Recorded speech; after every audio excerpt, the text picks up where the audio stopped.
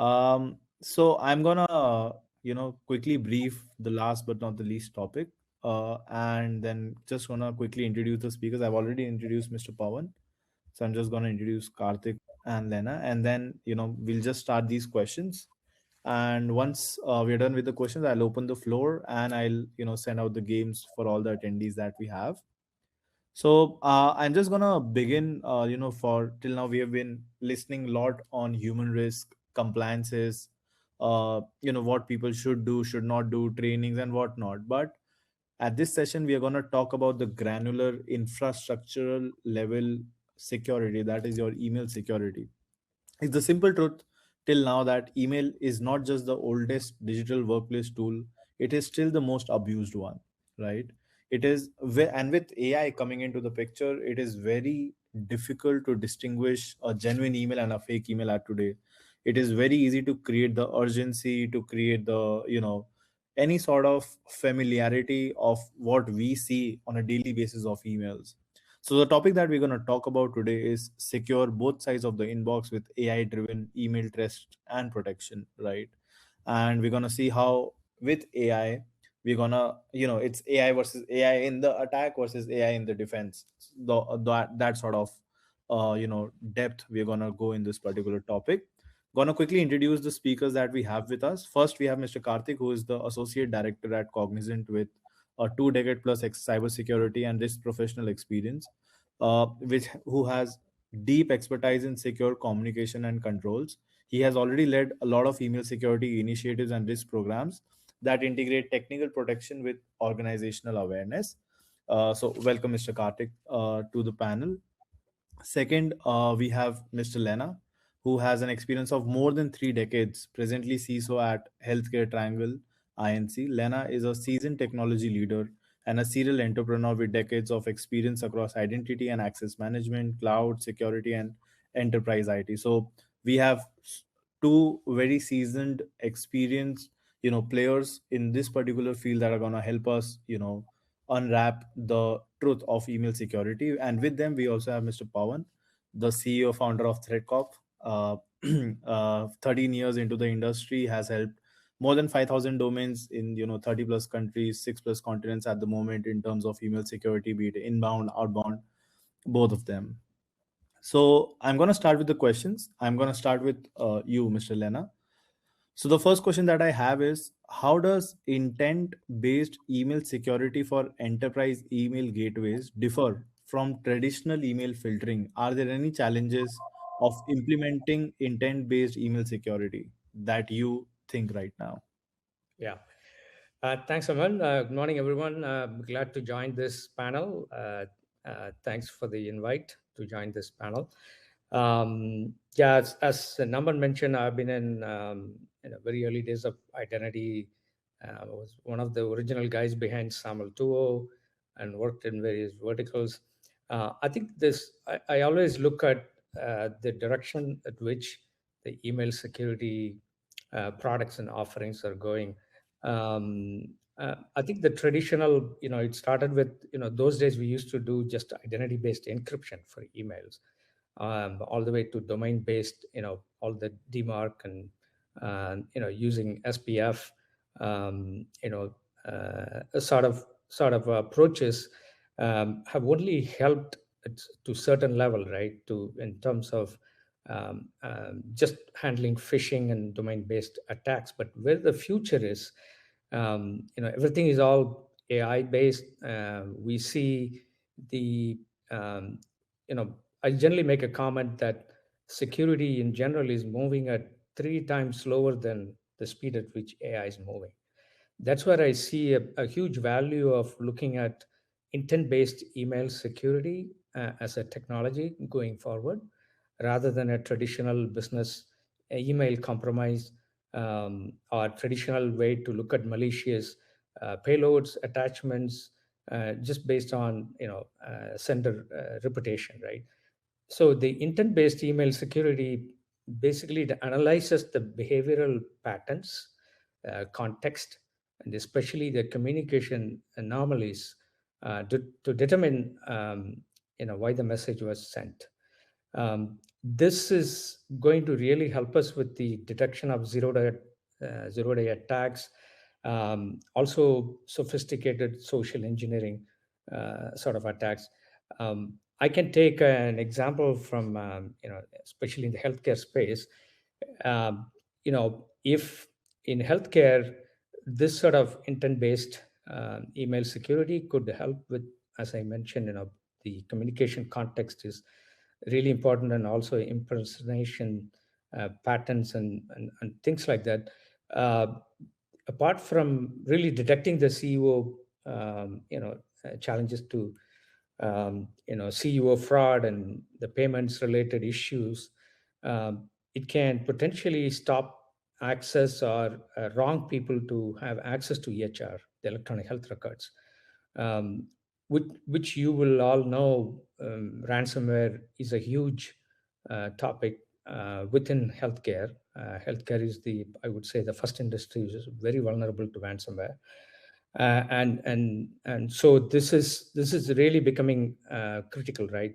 And then protecting, from a clinician's point of view, any kind of disruption to clinical workflows that will end up in a patient safety issues.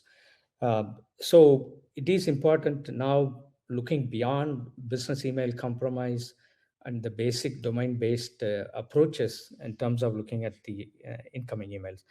Um, so having talked about the definition of email intent based security and where this is going to help us, I think there's still challenges, in terms of integrating with the existing security tools, or even SOC environments.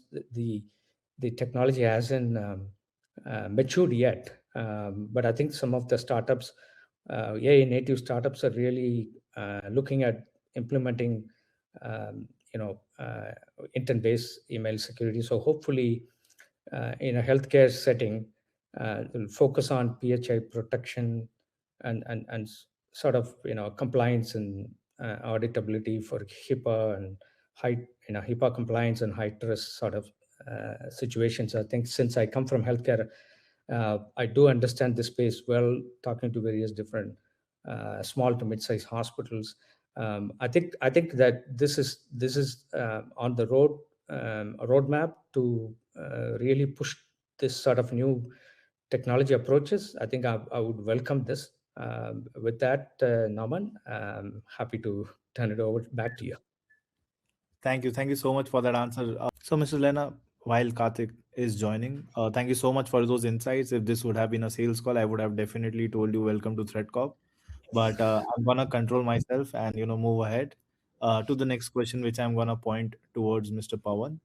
So, Paul, my question for you is: for years, enterprises around the world have invested in DMARC, yet many security teams still struggle with the same frustration. Reports arriving late, data is aggregated, visibility is limited to IP addresses rather than real attacker behavior. From an industry perspective, what problem are organizations facing with traditional DMARC today? And how is real time DMARC reshaping the way enterprises detect attacks, understand risk, and protect their domains? Great question, Naman. So let me just go a little bit back, right? How DMARC is actually working and what exactly been happening. So basically, if you look at the data, generally from a DMARC standpoint, the reports for DMARC. So whenever you put up a policy in DMARC, it comes between 24 to 48 hours, right? So you put up a report interval, but generally, even if you try to put up a report interval on a quick sooner, it takes a lot of time. And now, so there are two kind of email security. One, the Lena talked about intent-based email security, which is like inbound, and this is more of we're talking about outbound, right? What one more thing that happens with the DMARC is that it does not uncover the person who actually did a kind of spoofed or a hacker, which email ID actually the hacker used, right? And that's also a big drawback in the current existing DMARC protocol. I know that because we built that real-time DMARC, so I kind of know a little bit more on what's been working. But what you can do with the help of real-time DMARC is you can uncover that email ID which actually sends out the email, right? So it does not depends on the users is on M365 or is the user is on let's say Google Workspace, or the user is sending a random email from some random places, right? It does not at all matters on that line. You can use any of the servers, but still you'll get the idea. So if you put up a real-time DMARC, it will give you the visibility of that email which was kind of used to spoof. What you can do with that is you can actually understand the how many times your VIP users are getting spoofed, how many times your employees are getting spoofed, and you can correlate that from which channel they are actually originating. So that's a kind of drastic shift in terms of real-time DMARC, and that will change. The one important part that I really wanted to highlight here, that the real-time DMARC takes around 56 to 70 milliseconds to come, right? So it's like near to real time itself, where you can see the results, while as the traditional technologies, and in terms of DMARC protocol, takes 24 to 48 hours, right? So what I see, as in, let's say, if there is an account takeover which has happened, which is sending random emails, and you see abnormally, then you can kind of block that particular user automatically by integrating with the existing email security solution that you have, or M365 that you have, right? So natively, it's a very critical aspect right now to deploy real-time DMARCs and then understand those human behavior and kind of protect users, right, from doing all of those things. One more thing that I've seen so far with this particular technology is that it doesn't matter that the email are originating from your M365 or not, right?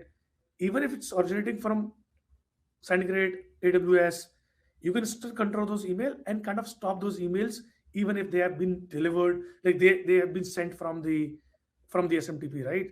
So that's the craziest part about when you're deploying a real-time DMARC. Awesome. Awesome. To just to add up what Lena was talking about, the traditional part, traditional security, I was just wanted to add that part, right? So the way the security has been, um, the email security specifically evolved a lot as well over the period of years, right? So from email scanning and the attachments and things, it's real time. The intent security is most of the critical part as well right now at this point of time. So that's more specific to the behavior analysis. That's more important right now because that's becoming the it's attached to your roles and how what access you have as well. So in over the period of time, your emotional things are getting into the place as well, and this behavior analysis is becoming more intent, and they started clicking on and getting access. So it has to be more real time. So a couple of things which Pawan added as real time DMARC, BIMI, the logo, the brand notifications, all these things are being evolved a lot at this point of time. So it's better to start integrating towards it as well and get along with the things. That's what I thought of letting when I was talking in my. See, No problem. We're good to hear your voice. yeah, So Sorry. you've just correctly, yeah, Lena, sorry, go on. just one quick comment. What I was really interesting to see, one of the large health systems or large enterprises, I should say, the new startups who are AI native email security tool vendors, their implementation of intent-based email security would find easily 20 to 30% of more issues with an existing abnormal or poor point kind of infrastructure. And it was interesting to see the startup vendor was charging the customer based on what are the new issues the email intent-based security really finds against this existing tool vendors. It's all, now the bad guys are using AI for autonomous attacks, and this is the time right now, I think, to bring up these sort of, as you mentioned, user behavior based analysis into play. And these are proof is in the pudding, right? So we can't just rely on legacy infrastructure anymore. Yeah. Yeah. Correctly mentioned. And Karthik, just to add to what you were mentioning, so Beamy has been like a completely game changer, right? Where Yeah. you that tick mark and your logo of every verified email that you're sending. So that was a very good insight that you also brought into the picture. And that's where I'm gonna. So I have already opened the forum for questions, and I already have one for you, Karthik. Yeah. So the question goes like, as organizations strengthen inbound filtering, are you seeing the bigger risk shift towards compromised internal identities and trusted infrastructure? And how should security teams rethink ownership between email security, identity, and domain governance? So there are three different things, right? So from the email security is a separate team, and you have a governance team as a separate, and there is also sec monitoring team is again a separate team as well. So we have three different teams across, and identity is a separate team as well at this point of time. So specifically, I'll start with identity standpoint. It's a role-based access control is more effective. It should be, and in the previous call, in the session where Ashok was also mentioning about having a privilege access control. So that's one of the key thing which we have to also think. So where you have that admin accounts will be a privilege access control will be a separate one as well, and that will help us in strengthen the self on authentication part of it identity, so that you will not have the email have a separate account and your admin accounts have a separate privilege access as well. And specifically on the email security team, where the BME and the real-time DMARC and behavioral analysis as well. All three of things from the email security team, they the tools have to help us in that part as well. And because all almost 85% whatever of the email generative AI based phishing attacks are from 85%. Last 2025 itself, around 85% of them are from AI generated. That's what, so your email security or behavior analysis should also have LLM content filtered also should help us. And again, there is a security team should monitor it to allow or not allow to the respective, because we cannot always trust the so it's a zero trust. So that's how we might have to look into it as well. So these are the collaborative things, and all concluding, the last is the security monitoring also. The data feeds within this email security also has to come goes into the your SIM and protective. So there are around, and the governance also has to be part of it. So it's collaborative across all the within the security domain itself. We have to be more exclusive at this point of time. Understand. I think we have one speaker. We're trying to get into Anand is here. Oh, thank you so much. I was trying to click on that button so that I can ask you to speak. Okay. Great. Awesome. Yeah. Yep. Happy Hey, to Anand. smash this daily now. Take Hi, care. hi Anand. Hi Anand. Uh, Guys, let me just quickly introduce Anand because I had that with me and now he's here. So I'm just gonna welcome Mr. Anand. He's CISO at ePulse, a strategy security leader whose experience spans email security, threat detection, and advanced defense architecture. Anand brings a strong focus on building resilient systems that integrate data, machine learning, and real-time analysis to protect both inbound and outbound communications, ensuring that trust signals aren't just reactive but predictive and reinforcing. So we have finally Mr. Anand here with us, and I have one question already ready for you, sir. So I'm gonna put ask Lena's question at the end while we end the session. So from you, Mr. Anand, do you believe that SOC team or CISO should fully trust AI-driven decisions when it comes to email security, or should there still be a reliance on traditional manual intervention by the team to take action? What factors influence your stance on the level of trust in AI for these critical decisions? Okay, yeah. Oh, you saved a very interesting question for me. Hope it's coming through clearly. Yeah, So yeah, yeah. first of Yeah, all, it's I mean, very I'm a big believer that security should be fully automated. In an ideal world, like I mean, you take for granted most of the security that's built in your iPhone, right? Like you can give it to your grandma, you can give it to your children. That's the end goal in even in corporate life. You want to have all these security processes sort of running behind the scenes, and you have a of course you have to observe the reliability, the observability, and all that facts, but you're not really taking security decisions. You're basically nudging the system to react, learn, and adapt, right? And one good example of that has been with email security. Like the way we started, there was a lot of manual interventions needed. And then AI, I mean, maybe the very first adoption of AI in all of security was through email, right? And now you can see that the amount of information, amount of knowledge that came out of the initial experiments, people suddenly realized it's transferable to other areas. Darktrace is a great example, right? Darktrace, they built AI as the primary premise, and it came out of a research project. They took a different approach. They built AI for different use cases in network, but eventually now they also ended up realizing, okay, this is probably applicable for email, for SOC, and so on and so forth. So the short answer is, yeah, AI is going to get better and better. uh, where I feel like human intervention is needed is ideally in terms of making sure the intent of the system itself is not going against your own interest, because at any point in time, like even these AI are just systems that can be attacked, right? So you don't want another attacker taking control of your agents and systems and making it work against your will. So that is the whole premise of having a governance layer and trying to continuously monitor intent for your AI agents.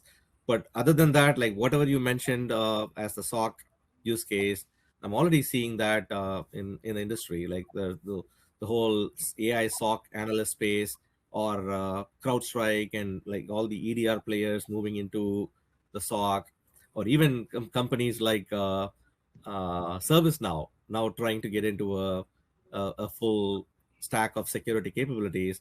All of that is implying that I mean, the agentic world is going to unlock capabilities beyond your current imagination, right? So everybody wants a piece of that, and you cannot solve agents without security. That's why you're going to see almost every big bet people are making. They're going to have a equal emphasis on security. And I'm a big believer, like, yeah, we will eventually get there. So really, yeah, really Amazing. excited to be part of this panel. Awesome. So we are out of time. Within 3-4 minutes, this call will automatically get cancelled. First of all, it was a delight for such a young guy for me to be, be with you all seasoned players and understand the insights you have. I'm gonna pass this mic to Mr. Pawan to conclude our session today and the day that we have. For the remaining questions, we're gonna put this on an email to Lena. I'm gonna send you an email. I think Naman, let's take one, right, which is very critical, and I believe this should be taken. There is a question which is very critical question, and I feel it's a very, very important question. Okay. The question that they take is, and then we gonna jump into that if the call does not get disconnected, Sure. because this is automatically happening. I'm not sure why. So the question is, and any one of you can answer this: do you believe that the SOC team or a CISO should fully trust AI-driven decision when it comes to email security, or should there still be a resilience on traditional manual intervention by the team to take action? What factor influence your stance on the level of trust AI for these critical decisions? So Absolutely amazing question. I think you guys have worked in this industry, so open the floor. Anyone can answer, and if I, someone wants to join, so please. Anand just I think, answered this question right now.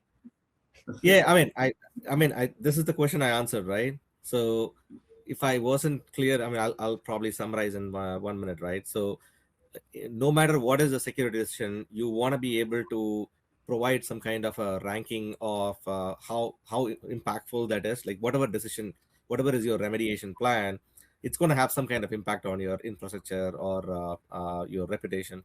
So you want to continuously monitor for that. Like whatever is the AI recommending, try to see what I mean, of all the thousands of things that it can automate, what is the low hanging fruit, what is the few that's going to have the most impact, and then let your humans review that. But the other ones that's going to have low impact, I would happily automate and sort of accept that risk. I mean, in our day-to-day life, we always have this concept of risk acceptance. There's no concept of 100% security. So Yeah. Yeah. that's my What recommendation. about Lena and Karthik? What's your take on these? Yeah. I'll make a quick statement here. Probably I'll go back to healthcare again. When I spoke to several CXOs within the academic health centers across the US, the number one attack surface is emails for them, right? And so that's, although identity is so important as we get into AI agents and everything. They're also so worried about ransomware sort of attacks. They don't come out and talk too much about it. So I think I completely acknowledge what Anand said, and human in the middle is the way to go for healthcare. So let me stop there. Yeah, so I think I have to go with both Anand and Leanne, right? So definitely there is a human in the thing for sure, it's required, but it's again depends on the residual risk, where the user behavior, low-hanging fruits, whatever. So residual risk are more can be thing, and we have human in the overall chain to make a final decision as well. Depends on the criticality of the threat actor, which the email has been received for. So that's how I want to conclude it. So from the Awesome. Understand. So this session, I think for our next time, again, yeah, for our next time, we will have more because this has the maximum number of questions, right? This session specifically. So we'll probably have to get more time on our email security because it's a vast topic, right? Yeah. Be it inbound, outbound. So we'll try to kind of get more and more time on this and then kind of take it forward. By the way, thank you so much, everyone. Karthik, Anand, I know that you are on a run right Yeah. now. I'm on a cruise. Yeah. So thank you so much, Lena. I think you are also on a run. Like everyone for joining and taking this time. It really means a lot to us. We'll move forward to the next thing, right? Thank you for Thanks. having us, Thank you. Pawan. Thank you. Thank you all.